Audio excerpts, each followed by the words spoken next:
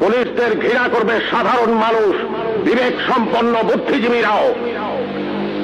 আপনারা সবাই ভুলে যাবেন AK-47 মতো মারাত্মক অস্ত্র পাওয়া গিয়েছিল আসামিদের কাছে।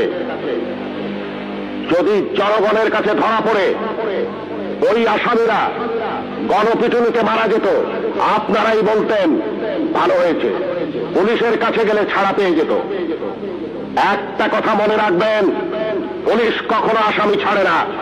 আসামি ছাড়ার অধিকার শুধুমাত্র বিচার বিভাগের। বলুন তো, AK-47 মতো রাইফেল কেন এদেশে আসবে, যা শুধু যুদ্ধক্ষেত্রে ব্যবহৃত হবে? কেন AK-47 বাংলাদেশে আসছে? কিসের আলামত? 9 শুটার বন্দুক কেন TCBর মাধ্যমে হাজার হাজার বন্দুক সাধারণ মানুষের হাতে তুলে দেওয়া হচ্ছে? কেন? কে জবাব দেবে? এই 9 শুটার বন্দুক দিয়ে কি হচ্ছে? হচ্ছে চাঁদাবাজি, হচ্ছে খুন, হচ্ছে সন্ত্রাস।